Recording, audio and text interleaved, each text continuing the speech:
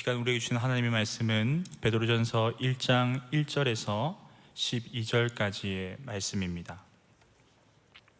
베드로전서 1장 1절에서 12절까지의 말씀을 한 절씩 교독하시겠습니다. 예수 그리스도의 사도 베드로는 본도, 갈라디아, 갑바도기아, 아시아와 비두니아에 흩어진 나그네 곧 하나님 아버지의 미리 하심을 따라 성령이 거룩하게 하심으로 순종함과 예수 그리스도의 피뿌림을 얻기 위하여 택하심을 받은 자들에게 편지하노니 은혜와 평강이 너희에게 더욱 많을지어다. 우리 주 예수 그리스도의 아버지 하나님을 찬송하리로다. 그의 많으신 긍휼대로 예수 그리스도를 죽은 자 가운데서 부활하게 하심으로 말미암아 우리를 거듭나게 하사 산 소망이 있게 하시며 썩지 않고 더럽지 않고 쇠하지 아니하는 유업을 있게 하시나니 곧 너희를 위하여 하늘에 간직하신 것이라. 너희는 말세에 나타내기로 예비하신 구원을 얻기 위하여 믿음으로 말미암아 하나님의 능력으로 보호하심을 받았느니라. 그러므로 너희가 이제 여러 가지 시험으로 말미암아 잠깐 근심하게 되지 않을 수 없으나 오히려 크게 기뻐하는도다. 너희 믿음의 확실함은 불로 연단하여도 없어질 금보다 더 귀하여 예수 그리스도께서 나타나실 때에 칭찬과 영광과 존귀를 얻게 할 것이니라. 예수를 너희가 보지 못하였으나 사랑하는도다. 이제도 보지 못하나 믿고 말할 수 없는 영광스러운 즐거움으로 기뻐하니 믿음의 결국 곧 영혼의 구원을 받음이라. 이 구원에 대하여는 너희에게 임할 은혜를 예언하던 선지자들이 연구하고 부지런히 살펴서 두 절 함께 읽겠습니다. 자기 속에 계신 그리스도의 영이 그 받으실 고난과 후에 받으실 영광을 미리 증언하여 누구를 또는 어떠한 때를 지시하시는지 상고하니라. 이 섬긴 바가 자기를 위한 것이 아니요 너희를 위한 것임이 계시로 알게 되었으니 이것은 하늘로부터 보내신 성령을 힘입어 복음을 전하는 자들로 이제 너희에게 알린 것이요 천사들도 살펴보기를 원하는 것이라. 아멘. 잠시 기도드리겠습니다. 사랑과 은혜가 풍성하신 아버지 하나님, 사랑하는 우리 청년들 한 주간 지켜주시고 또 이 믿음의 여정 가운데 하나님 이 예배 자리를 기억해 하시고 불러주셔서 함께 주님의 살과 피를 기념하는 주님 예수 그리스도를 기억하는 이 자리로 불러주심에 감사합니다. 오늘 이 짧은 말씀의 시간 가운데 사랑하는 청년들이 한 주간 묵상하며 이겨낼 수 있는 하늘의 양식이 떨어지는 시간이 될 수 있도록 도와주시고 이 말씀으로 말미암아 우리의 삶이 조금 더 표대를 향하여서 하늘의 시민권자로서의 자격을 갖춘 자로서 주님 닮아 살아갈 수 있는 주님과 함께 넉넉히 이기며 살아갈 수 있도록 주여 도와주시옵소서. 감사하고 이 모든 말씀 우리를 사랑하시는 거룩하신 예수 그리스도 이름으로 기도드립니다. 아멘. 할렐루야. RP자로 인사합시다. 잘 지내셨습니까? 네, 사랑하고 축복합니다. 네, 하시는 분들이 많아졌긴 한데 안 하시는 분도 계셔서 한 번만 더 하겠습니다. 사랑하고 축복합니다. 네, 사랑하고 축복합니다. 네, 우리 사랑하는 언니, 오빠, 형, 누나들을 위해서 제가 저번 주에 눈물을 조금 보이면서 기도해달라고 부탁을 했었는데요. 우리 사랑하는 청년들의 기도 덕분에 또 우리 사랑하는 성도분들의 기도 덕분에 우리 청년 2부 수련회를 은혜 가운데 잘 마칠 수 있었습니다. 너무 3년 만에 우리 이렇게 다른 곳에서 하는 수련회였는데요. 아마 저도 그렇겠지만 많은 청년들의 마음 가운데 하나님의 사랑과 은혜가 있었는 줄 믿습니다. 이제 다가오는 우리 청년 일부 수련회가 있죠. 네, 여러분 수련회를 위해서 이제 언니, 오빠, 형, 누나들이 기도할 차례입니다. 나중에 우리 말씀 끝날 때 한번 기도하겠지만 우리 학교를 다닐 때, 대학을 다닐 때, 그리고 이제 여러 가지 준비하는 과정 가운데 우리 청년 일부 청년들이 있을 것인데요. 이길 수 있습니다. 네, 먼저 이기신 분이 계시기 때문에 여러분들 걱정과 근심은 이번 수련회에 주님께 다 맡겨드리고 주님과 함께 승리할 수 있는 삶이 될 수 있기를 축복합니다. 여러분 혹시 빅터 나보스키라는 사람 아십니까? 빅터 나보스키. 네, 모르는 게 정상입니다. 알면 이상한 겁니다. 동유럽에 여러분 그 작은 크로코지아라는 나라가 있는데요. 거기 빅토 나보스키라는 사람이 희망을 안고 이제 뉴욕 JFK 공항으로 희망을 안고 이제 비행을 하여서 도착을 했습니다. 그런데 희망이 부풀었던 그 빅터 나보스키가 입국 심사대에서부터 미국에서 입국이 거절됩니다. 왜 거절됐을까요? 모르는 게 정상입니다. 미국으로 날아오는 그 짧은 시간 가운데 자신의 조국에서 쿠데타가 일어난 것이에요. 자, 이제 조금씩 느낌이 와야 됩니다.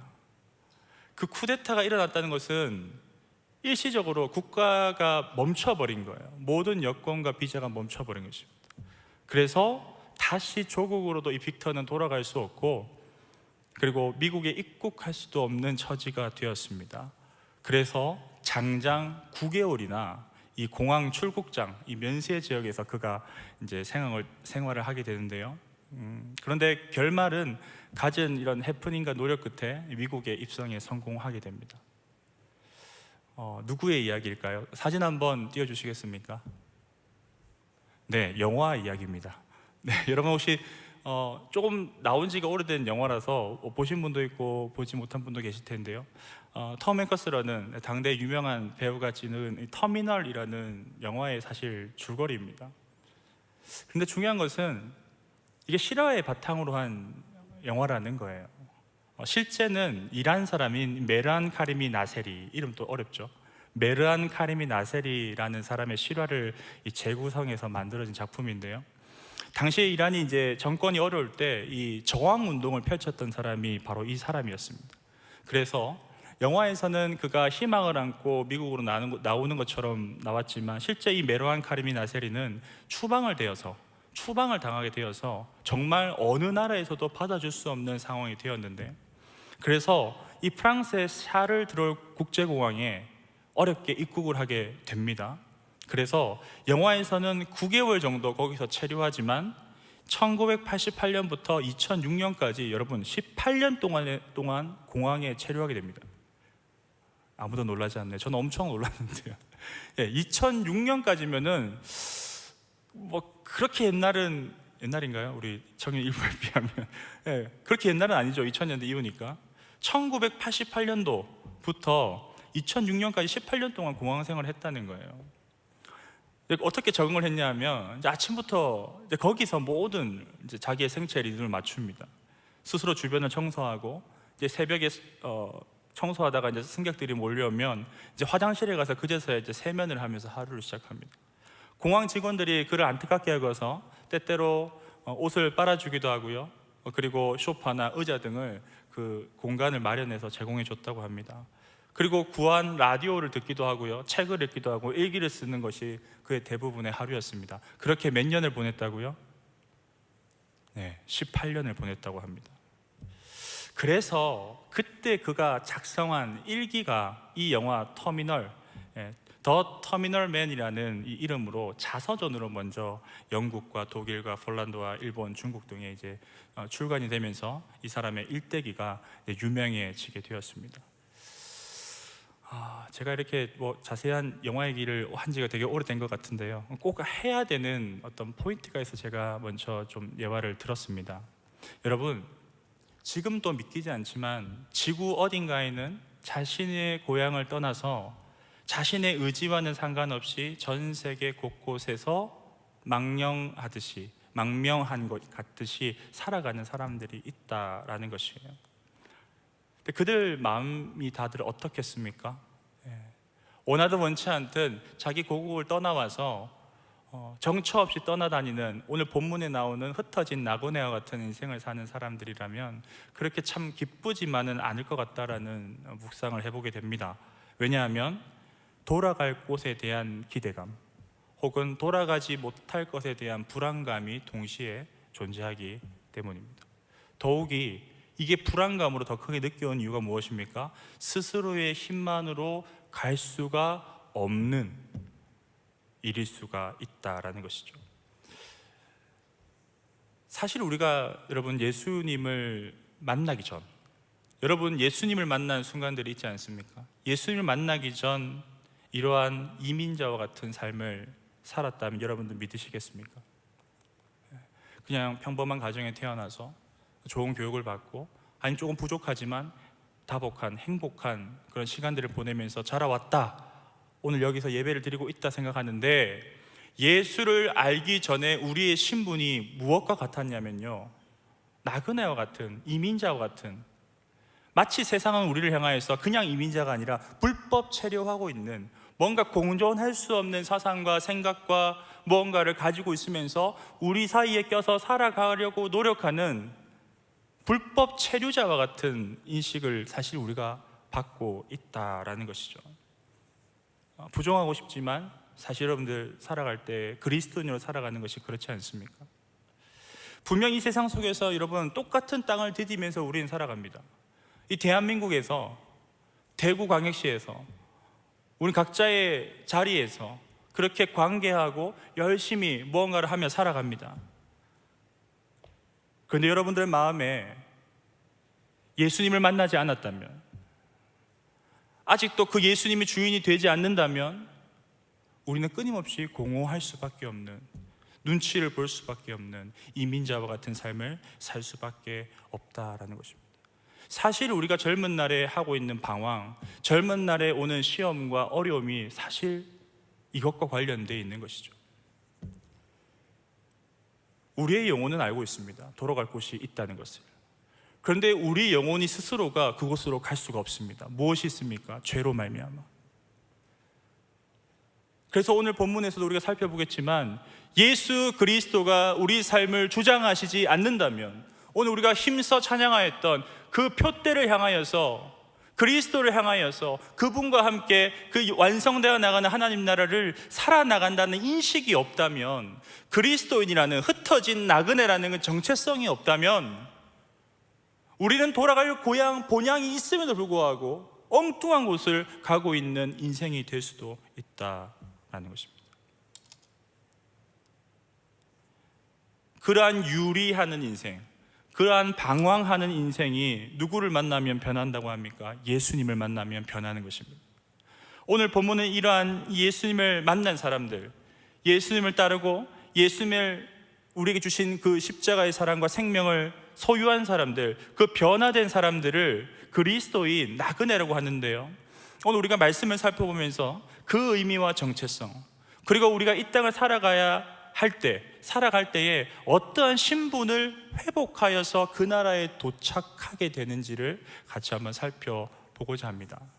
먼저 우리 1절 말씀을 같이 큰 소리로 한번 읽겠습니다. 1절입니다. 시작.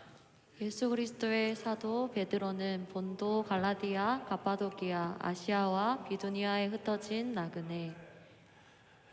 그리스도인을 누구라고 얘기합니까? 흩어진 나그네들이라고 합니다. 이 나그네 특징이 여러분 무엇입니까? 성경에서 말하는 나그네와 성경 밖에서 우리가 그냥 얘기하는, 그냥 유리하는, 방황하는 나그네를 성경이 이야기하는 것이 아닙니다. 성경에서 말하는 나그네는 첫 번째는 돌아갈 본향이 회복된 자를 이야기합니다. 그것을 단순히 여행하는 것이 아니기 때문에 나그네 인생이라 부르는 것이지, 예수 그리스도를 소유한 자들은 그 여정 가운데 무엇이라 얘기합니까? 돌아갈 본향이 회복된 자라는 것입니다. 더 쉽게 얘기하면 지금은 유한한 이 땅에 유한한 여건을 가지고 살아가고 있지만, 다시 갱신하지 않아도 누가 보증해 주십니까? 예수님께서 보증하시고 성령께서 인도해 나가시는 이 여정의 마지막에는 영원한 나라의 백성으로 우리가 들어갈 그 시간이 있다라는 것을, 이 나그네라는 것, 영적 나그네라는 의미가 담고 있다는 것입니다. 두 번째는 어떤 의미가 있습니까? 그렇기 때문에 그 본향 외에는 어떤 곳에서도 영원히 소속되지 않는다라는 것, 이 대목이 사실 우리를 좀 더 시원하게 해줍니다. 여러분 삶 가운데 힘든 순간들이 있지 않습니까?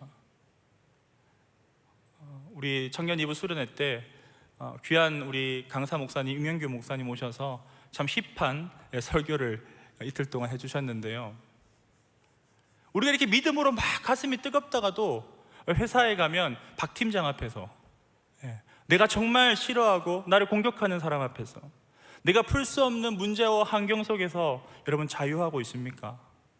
왜 자유하지 못합니까? 거기에 매이기 때문입니다. 그것이 전부라고 생각하기 때문입니다. 그런데 영적인, 잠시 흩어진 우리 영적인 나그네들은 결국에는 그것을 보증하시고 인도해 나가시는 예수 그리스도와 성령으로 말미암아 내가 가진 이 땅에서의 여건이 반드시 폐기되고 영원히 갱신되지 않아도 되는, 영원히 우리가 기쁨으로 한 분 아버지 하나님만을 찬양하며 예배하며 마르지 않는 샘과 같은 그 기쁨으로 누리는 시간이 있다는 것을 믿는다면, 오늘 우리가 그렇지 아니한 것에 매일 필요도, 그것이 영원할 것 같아서 두려워할 필요도 전혀 없다는 것, 그것을 여러분들이 믿을 수 있기를 바랍니다. 청년 때의 그런 어려움들이 그런 고민에서 오는 것입니다.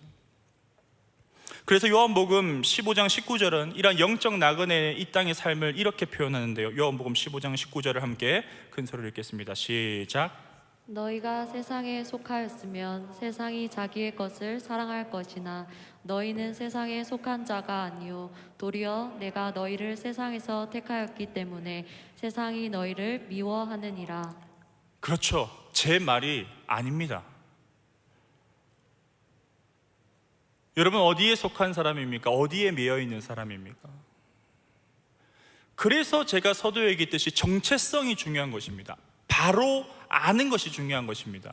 오늘 우리 김한결 형제가 기도했듯이 진리를 바로 알고 그 진리에 우리가 구속되는 것, 그 진리 안에서, 다른 말로 하면 그 그늘 안에서, 그 울타리 안에서 우리는 자유할 수 있다는 것을 먼저 믿어야 된다는 것입니다. 너희가 세상에 속하였으면 세상이 자기의 것을 사랑할 것이나 너희는 세상에 속한 자가 아니다라고 선포하지 않습니까? 내가 너희를 세상에서 택하였다. 그래서 성경은 끊임없이 우리가 유혹을 당할 것이고 고통을 당할 것이고 미움을 받을 것이라는 것을 이야기하는 것입니다. 여러분들 혹시 미움을 받고 있다면 기뻐하십시오. 다니고 있는 직장에서 혹은 잘 풀리지 않는 삶의 자리에서 고통받고 있다면 여러분 기뻐하십시오. 왜냐하면 하나님께서 여러분 삶을 들여다보시고 우리가 알 수 없는 지경을 넓히셔서 여러분들을 인도하고 계시기 때문입니다. 그것보다 더 큰 기쁨이 주님 안에 있다는 것, 그것을 우리가 기억해야 할 것입니다. 그래서 우리가 이 세상에서 그리스도인 영적 나그네로 살아간다는 것은 불청객 취급을 사실 받고 있을 수밖에 없는 것이죠. 하지만 하나님의 말씀은 이러한 우리의 회복된 신분을 강조합니다. 나그네라고 있지만 무엇이라 표현합니까? 하늘의 시민권자라고 표현하는데요. 빌립보서 3장 20절을 제가 읽어드리겠습니다. 그러나 우리의 시민권은 하늘에 있는지라. 그러나 너희의 시민권은 하늘에 있는지라. 거기로부터 구원하는 자 곧 우리는 주 예수 그리스도를 기다리노니. 아멘. 점점 이것이 여러분들의 가슴에 와닿을 수 있기를 축복합니다. 방황하고 있다면 내 정체성, 그냥 교회 문턱을 오고 가는, 혹시 이 자리에 앉아서 예배 드리는 청년들이 있다면 이제 고민하지 마십시오. 여러분들이 예수님을 소유한다면, 내가 죄인인데 죄로 말미암아 하나님 앞에 다가갈 수 없는 벽이 있었는데 그 벽을 예수 그리스도로 말미암아 보증하시고 치워주실 때에 내가 그를 믿고 달려가 그 품에 안긴다면 우리는 무엇을 얻은 자들입니까? 하늘의 시민권을, 완성되어가는 하나님의 나라를 유업으로 받는 자들이다 라는 것을 믿을 수 있기를 바랍니다.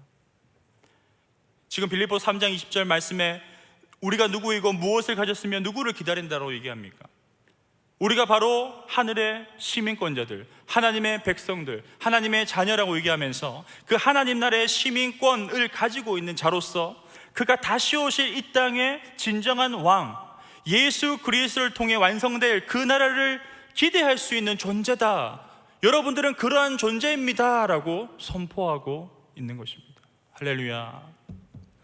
그래서 우리에게는 이처럼 영원히 유효기간이 없는 영원한 티켓이, 여권이 있습니다. 비자를 갱신하지 않아도 완성되어져 가는 그 나라를 여러분 유업으로 받을 수 있다면 이것이 얼마나 세상 그 무엇과도 비교할 수 없는 은혜요 기쁨이요 축복이겠습니까? 그렇다면 이 유한한 세상을 그럼에도 불구하고 이중 국적자로서 살아가는 우리들이 인생들이 어떻게 이 천국 시민권을 얻을 수 있는지 본문 1장 2절은 이렇게 말씀하는데요. 같이 한번 읽어봅시다. 1장 2절입니다. 시작. 곧 하나님 아버지의 미리 아심을 따라 성령이 거룩하게 하심으로 순종함과 예수 그리스도의 핏부림을 얻기 위하여 택하심을 받은 자들에게 편지하노니 은혜와 평강이 너희에게 더욱 많을지어다. 아멘. 제가 왜 다시 한 번 더 예수 그리스도로 인하여서 우리가 시민권을 얻었는데 그럼에도 불구하고 조금 더 디테일한 것을 여러분에게 다시 한 번 더 질문하냐면요, 요 이야기를 꼭 해야 하기 때문입니다. 우리가 시민권을 얻은 것은 성경이 무엇이라고 본문이 얘기합니까? 곧 하나님 아버지의 미리 아심을 따라 일어난 일입니다. 걱정하는 대목이 여기 항상 있습니다. 어떻게 이루어갈 수 있을까?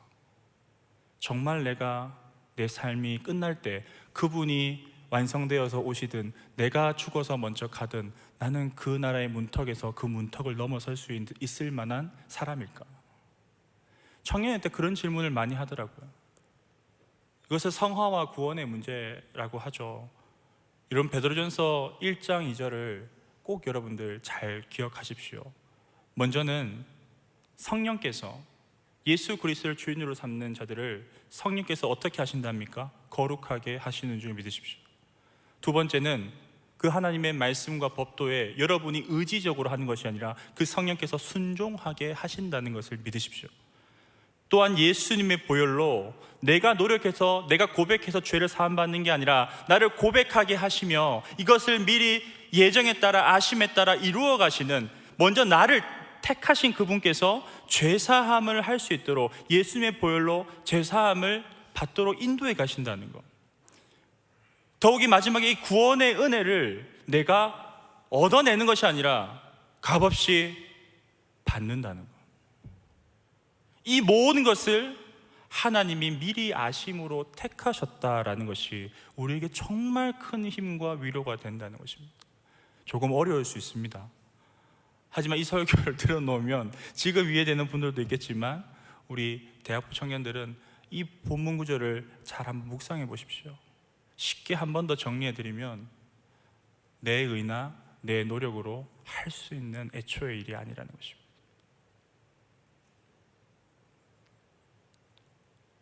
그러므로 오늘 예배드리는 모든 청년들이 그러한 하나님의 미리 아심과 택하심을 통해서 이 자리에 와서 함께 예배드린다는 것을 마음에 새길 수 있기를 바랍니다.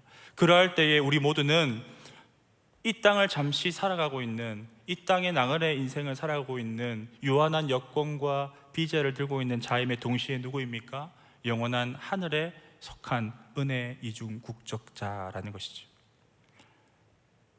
그래서 오늘 이 우리의 신분이 여러분 무엇인지 제대로 알고 그 신분에 맞게 살아가는 것이 이제 서서히 더 중요하게 느껴져야 한다라는 것입니다. 자, 그렇다면 어떻게 해서 또 그것이 어떤 것인지, 어떻게 우리가 얻게 되었는지, 이 시민권, 하늘의 시민권에 대해서 우리가 알게 되었는데요. 그렇다면 우리가 어떠한 신분이 그로 말미암아 하늘의 시민권자가 되면서 무엇이 회복되었는지를 알 필요가 있습니다. 따라합시다. 하늘의 시민권자는 하나님의 선택하심을 입은 자임을 반드시 알아야 됩니다.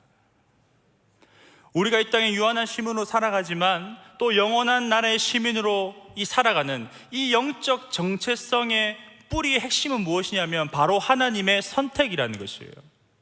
앞에서도 조금 강조했지만 이 하나님의 선택은 여러분 사실 우리 이성으로 성경을 연구한다고 우리가 알 수 있는 부분이 사실 아닙니다. 왜 하나님이 저를 선택해야 됩니까? 우리가 내 손에 조금이라도 상처 준 사람 있잖아요, 여러분. 상처 준 사람 여러분 품을 수 있습니까? 그 푸는데 오래 걸리잖아요. 그것과는 비교할 수 없을 정도로 그냥 죽어 마땅한 그와 등을 돌려 살아간 인생들을 하나님께서 무엇하셨습니까? 유기하시지 않으시고 영원히 버려두시지 않으시고 저와 여러분들 오늘 이 자리에 불러주셔서 은혜의 여정에 동행해 주시면서 그 이전에 미리 하심으로 어떻게 하셨다고요? 선택해 주셨다는 것입니다. 여기에 우리는 사실 감동해야 됩니다. 내 인생에 하나님께서 뭘 해주셨다라는 것에 여러분 감동하고 감사함을 표현하는 것도 맞지만 죽을 수밖에 없는 저와 여러분들을 여러분 선택해 주셨다는 거, 이 감동이 여러분들에게 생길 때 여러분 믿음의 성장이 더욱더 일어나는 것입니다. 그렇기 때문에 이 선택이란 특별한 은혜 가운데는 여러분 뭐가 있겠습니까? 분명한 목적이 있습니다. 용서할 수 없는 자를 우리가 설명할 수 없고 이해할 수 없는 그 사랑으로, 그 은혜로 용서하셨다면 이유가 있습니다. 그것이 무엇입니까? 예수 그리스도를 통해서. 히브리서 10장 19절에서 22절 말씀 이렇게 요약할 수 있는데요, 예수 그리스도의 이 언약의 피, 십자가의 효력을 입히셔서 자신의 백성으로 완성되어가는 하나님 나라의 백성으로 만들어가기 위해서입니다. 그게 무슨 좋은 겁니까? 여러분, 오늘 또 하나님 나라는 이 땅 가운데 완성되어 가고 있음을 믿으시기 바랍니다. 그러면 우리가 그렇게 살 수가 없습니다. 하나님 백성 아닌 척하고 살 수가 없어요. 뭘 뿌리셨습니까? 저 여러분들에게 그 독생자들의 피를 뿌리셨다는 거예요. 용서할 수 없는 저희를 용서해 주시고 선택해 주셨다는 거예요. 그것은 무엇을 말합니까? 너희가 자격을 갖추어야 된다는 것입니다. 그냥 설렁설렁 예배드리다 신앙생활하다가 그 나라가 다가왔을 때 그냥 뚜벅뚜벅 걸어 들어가는 것이 아닙니다. 사도 바울은 그렇기 때문에 그 마지막을 어떻게 이루어 나가야 된다 얘기합니까? 두렵고 떨리는 마음으로. 탈락될 것을 두려워하거나 버려질 것을 두려워하는 것이 아니라 내 삶의 예수 그리스도가 비지 않기를, 네 인생의 끝날까지 예수 그리스도를 소유하는 그것을 두렵고 떨리는 마음으로 기도하면서 말씀을 중심으로 삼으면서 한 걸음 한 걸음 완성되어야 하는 그 나라를 향하여서, 마지막을 향하여서 걸어 나가야 된다. 우리를 철저히 순종하는 하나님의 백성으로 만드시기 위해서 저를, 여러분들을, 그 독생자를 아끼시지 않으면서 선택하신 것입니다. 이 마지막이 채워지지 않으면요, 여러분이 십자가와 혹은 예수님의 보혈로 구원받았다는 것이 좀 허무합니다. 인생에 구원받았어요, 그럼 끝나는 것이잖아요. 여러분 믿음에서, 신앙에서. 그게 아니라는 겁니다. 그냥 우리가 그냥 여기 그냥 이렇게 유랑민처럼 사는데 뭔가 좋은 떡이라도 하나 떨어지는 걸 받아서 여기서 그냥 인생을 마감하는, 그게 아니라 우리는 마지막에 거룩한 그분의 백성으로 지어져 가서 거룩한 교회로 완성되어 가서 그 영광에 이르는 그 시간이 온다. 그것이 저와 여러분들이 기도하고 나아가야 할 것이다 라는 것입니다. 두 번째로 우리가 신분이 회복되면서 기억해야 하는 것이 무엇이냐면요, 따라합시다. 하나님의 긍휼로 거듭난 자들. 이 한 단어면은 모든 것을 설명할 수 있습니다. 왜 예수님이 십자가를 지으셔야 했지? 왜 하나님 아들이 이 땅에 오셔야 됐지? 최종적으로는 왜 하나님께서 그렇게 하셔야 됐지? 우리를 긍휼히 여기셨다라는 것입니다.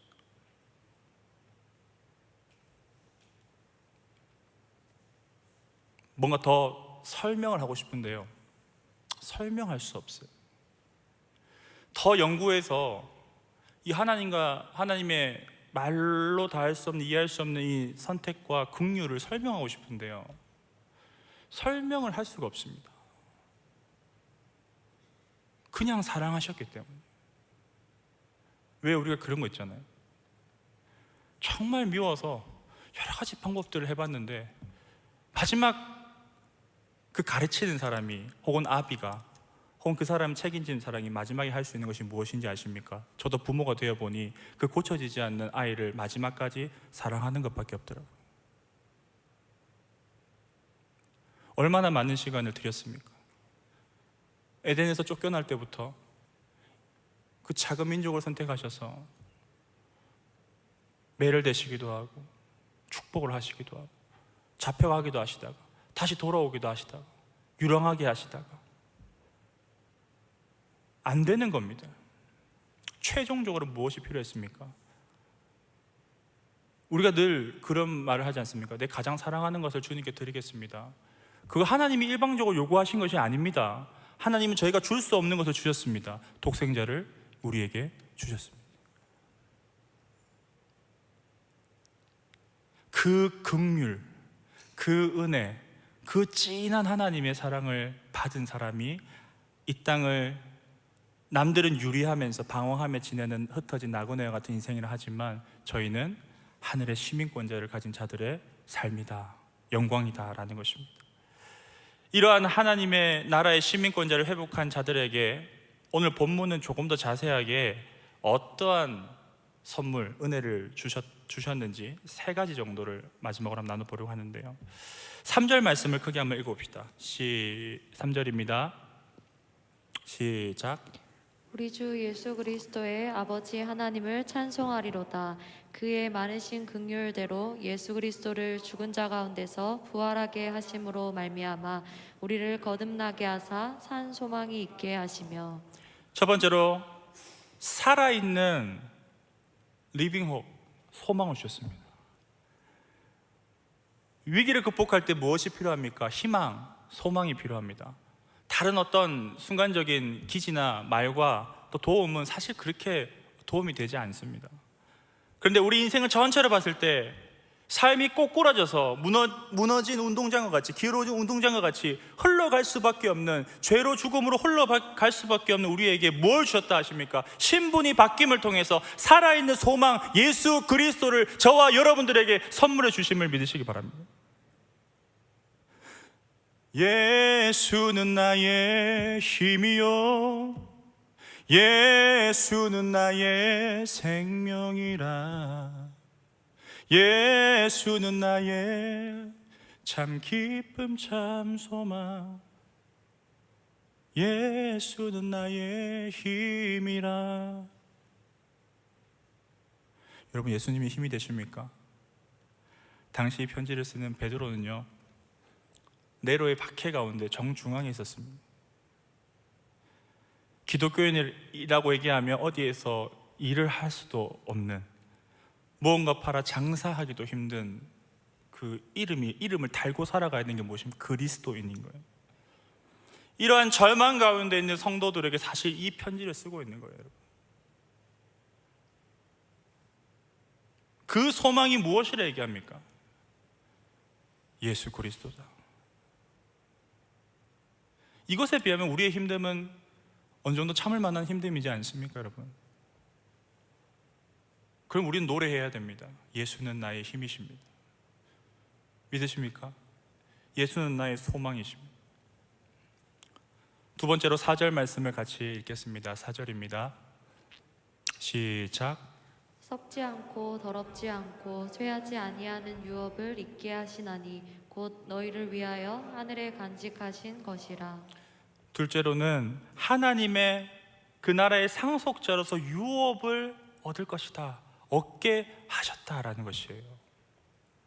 아직 내 손에 들어온 것 같지 않아서 여러분 이게 얼마나 기쁜 일인지 잘 모르실 건데요, 하늘의 시민권을 얻은 하나님의 자녀, 하나님 백성들에게는 여러분 기뻐하십시오. 하늘의 유산, 하늘의 기업, 그 나라를 이어받을 수 있는 고난을 가졌습니다.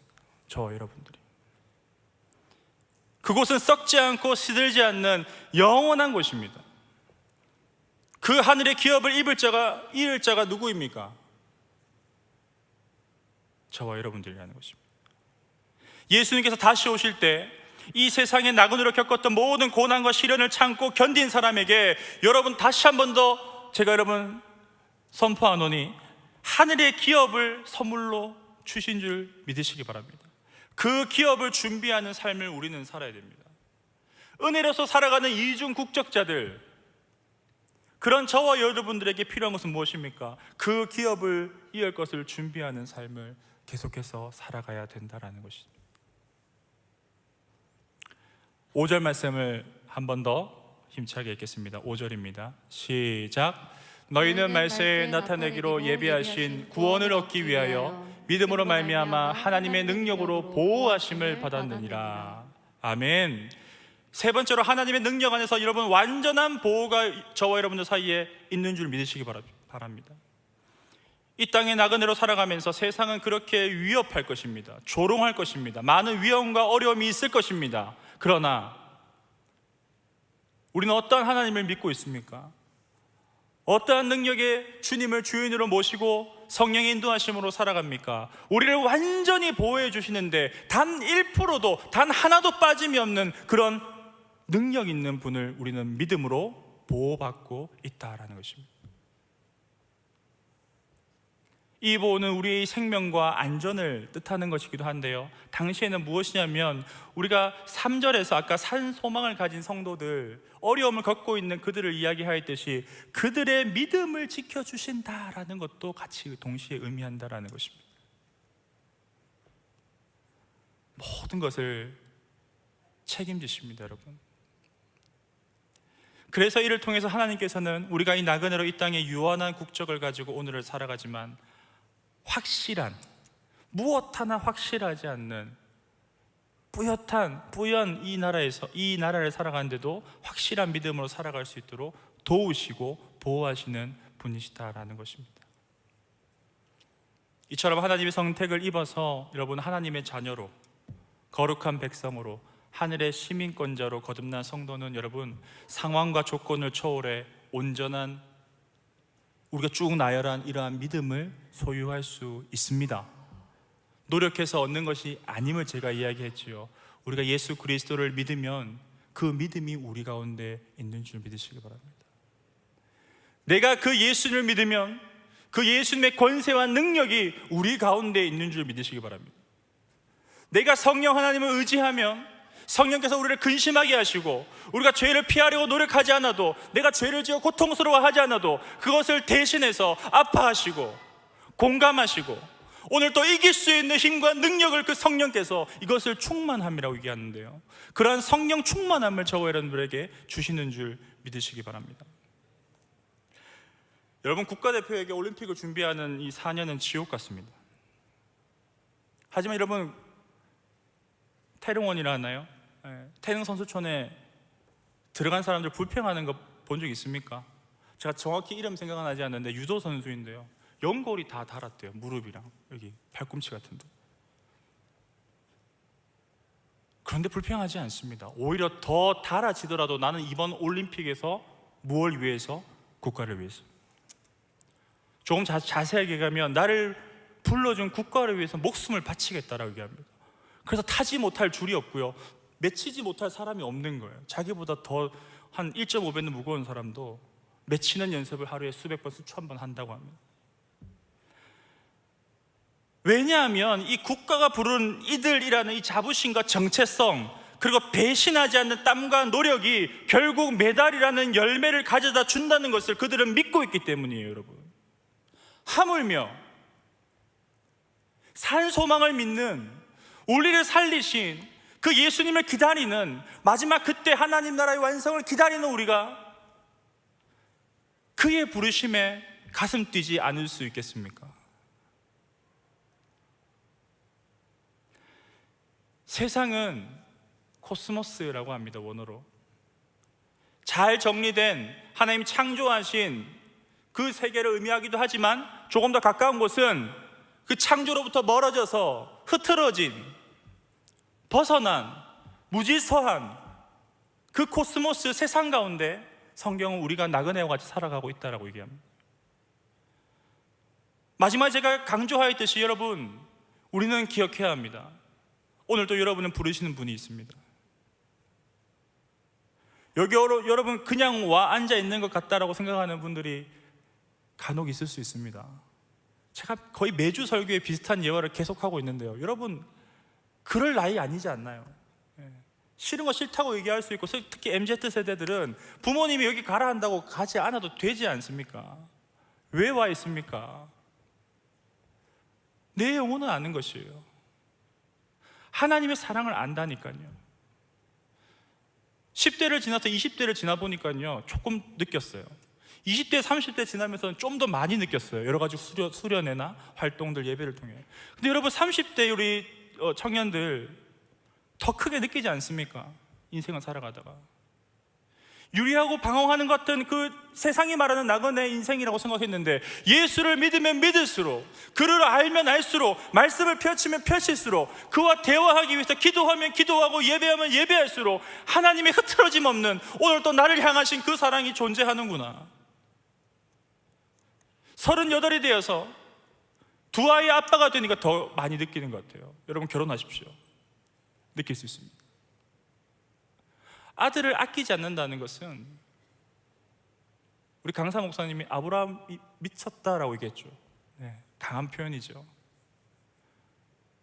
사실 근데 거기 순종하는 이삭도 보통은 아니겠죠. 칼이 들어올 때까지 그 자리에 있었으니까.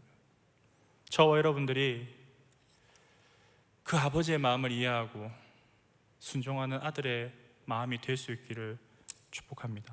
말씀을 마치면서 이러한 믿음을 소유한 성숙한 범어교회 청년들 될 수 있기를 축복합니다. 그 어떤 것도 여러분을 영원한 패스포트, 영원한 비자와 여권을 보장하지 않습니다. 산소망 대신 예수 그리스도를 소유한 자들이라면 마땅히 완성되어야 할 그 나라의 백성으로서 자격을 갖추고, 조금 더 우리가 신앙의 성장을 위하여서 그 마음을 알아가고 그 마음의 사랑을 우리도 표현하기 위해서 우리가 그렇게 함께 사랑하며 또 이웃을 향하여서 복음을 들고 나아갈 수 있기를 축복합니다. 우리 함께 찬양합시다.